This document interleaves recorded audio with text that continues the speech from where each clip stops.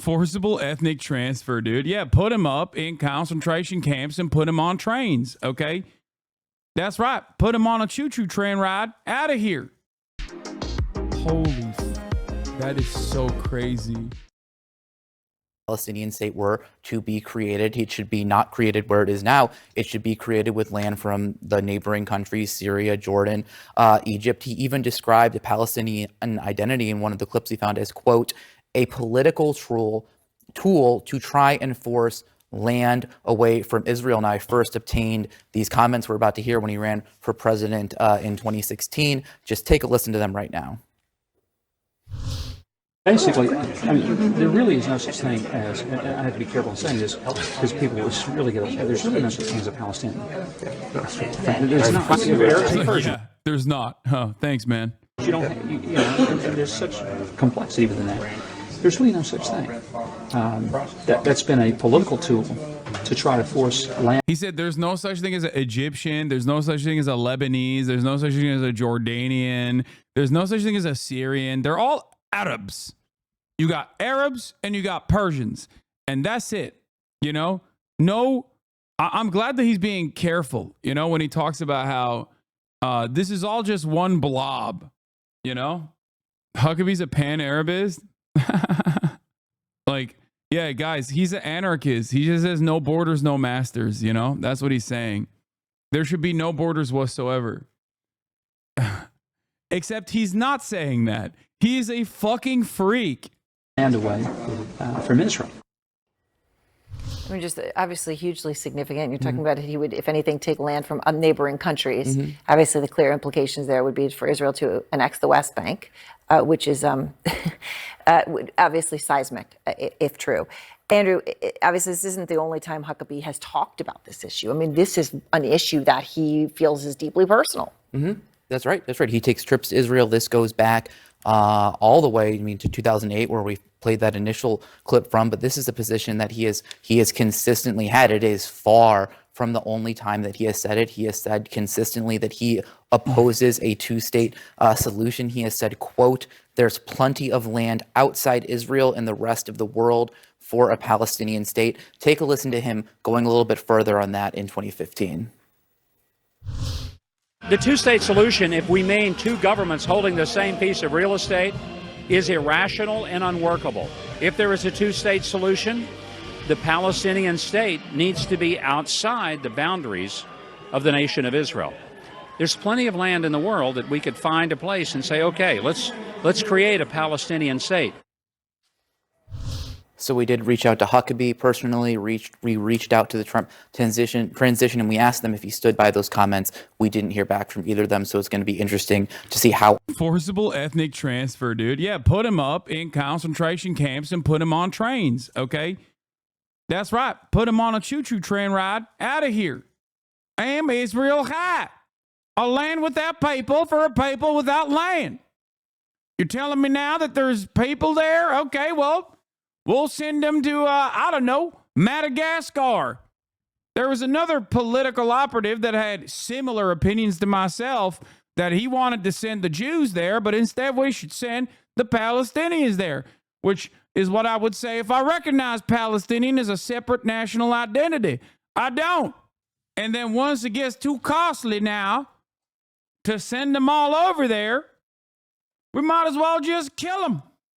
How is it any different than what Bill Clinton said? Brother, it is not. American foreign policy is uniparty. Okay?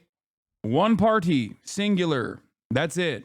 All of this plays out, especially with the conflict that's going on right now in Gaza. Certainly, and raises questions of the voters and the voters who had voted for Jill Stein as an opposition to Kamala Harris, so they may feel about what some of them even voted for Trump as well. And some of them even voted for Trump. And this is, this is what you would have thought Trump is consistent with the words that they've put out before. All right, Andrew, thank you very much. There are certain... Yeah, except Bill Clinton said that in Michigan a week before the election. What do you mean? That's it. words I refuse to use. There is no such thing as a West Bank. It's Judea and Samaria. There's no such thing as a settlement. They're communities, they're neighborhoods, they're cities. There's no such thing as an occupation. All right, our panel is back. Stephen Collinson, Israel, Benjamin Netanyahu's Israel likely to welcome. It's so funny that they didn't have this level of smoke for Bill Clinton, but now that Trump is doing it, they're like, wow, this is really fucked up. Wow, how could Trump do this? We're so upset. Wow. This pick, it's worth noting, Huckabee is the first in quite some time to not be Jewish in this role, but of course, evangelical Christians, and that's really kind of Huckabee's defining political identity, have a very specific relationship with the Jewish state, and you heard him articulate some of it here. What does it mean? This is a clear sign that the administration's first-term policy, which was very solicitous towards the Netanyahu coalition, will continue and will go even further. It will be regarded as a disaster by Palestine. Very different than the Biden admin, guys. Very different. Wait, whoa. We got an update. Magaphonics update. Wife guy update. He says, I showed my dad the J Street poll of American Jewish voters combined with the fact that over 50% of all Jews in the world live in the U.S., combined with the fact that the Israeli ambassador is now going to be an evangelical Christian. And I think I might have finally started to get through about how little this whole charade is actually centered around Judaism and Jewish people. Okay, I'll take it. I'll take it anywhere. Now, the problem is, of course, as I've repeated perhaps 1,000,000 times over, anytime someone comes in here with questions that they are repeating because they've heard some anti-Semitic fucking dipshit say that, like, you know, Jews control American foreign policy or anything, or the Congress is owned by Jews or anything like that. The reality of the matter is, it doesn't matter if 100% of Jews are like, no, this is not for me. I don't like this. I'm not rocking with Israel any longer. It doesn't matter at all. America will do what America does because America's interests on Israel have absolutely zero to do with Jews, okay? I regularly repeat that even if every single Jewish American became anti-Zionist overnight, the State Department calculation over unconditional support to Israel would not change. Here's further evidence. These people aren't all anti-Zionist, but their opinions clearly don't matter. So just remember that. Palestinians who still are a long way from that two-state solution, which now seems almost likely never to happen given the events of the last year or so. I think it poses two real questions, notwithstanding the fact that the ambassador doesn't make the policy, the president does.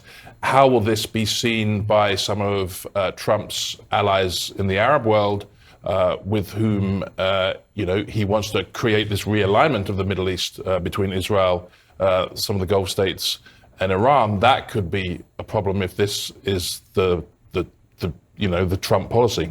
Yeah, I mean, Brad, how do you see that piece of this? Well, I think if you look back at the first Trump administration, the signature foreign policy success happened in Israel.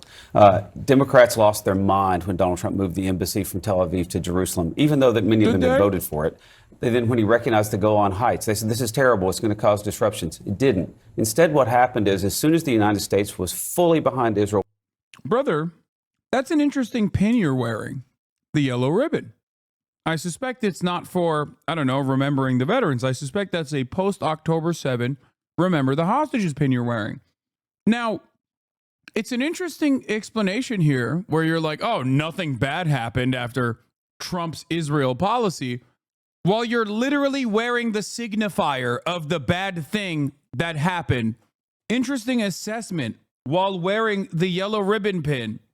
Without question. Wasn't it Veterans Day? No, dude. The yellow ribbon pin is what is the yellow ribbon for? It's for cancer.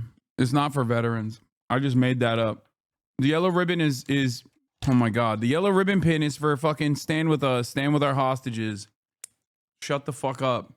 Making a joke about, like, I know why he's wearing that yellow ribbon. It's not a support the troops pin, okay? Shut the fuck up. No, it's definitely for veterans. Okay. All right. Yeah, he's wearing a fucking yellow ribbon because of the veterans. That's why he's wearing it. We got the Abraham Accords and a lot of Arab nations making peace with Israel for the first time. I think that Donald Trump has figured out the code on this. The United States has to stand with Israel and make it completely clear it stands with Israel, and then things will begin to take place and work out in the Middle East. I think it's a good pick. Mike Huckabee spent a ton of time in Israel. He has a lot of relationships there. I think it's a good pick. Well, one thing I wanted to add is, Trump is doing exactly what he said he was going to do, which is that he wanted Netanyahu to escalate the conflict, not de-escalate the conflict. And there's going to be a lot of potentially civilian casualties if that happens. And if you see that happen, you're going to see this become even more of a fight on the left part of the Democratic Party. I think that's true, but I also think it will be, if the violence continues to unravel. No, Joe did not get fucking played by BB. He knows this is what was going to happen. He doesn't care. He likes it. Please make no mistake. Joe knows exactly what the fuck's going on. By the way, before people get lost in the sauce about the fucking optics of the yellow ribbon pin or whatever the fuck, my point is the things that he claimed Donald Trump wasn't doing, or the reaction to Donald Trump's actions, that assessment is incorrect. Donald Trump set the stage for October 7th with literally the actions that fucking dickhead is talking about on the CNN panel. God damn, dude. Holy shit.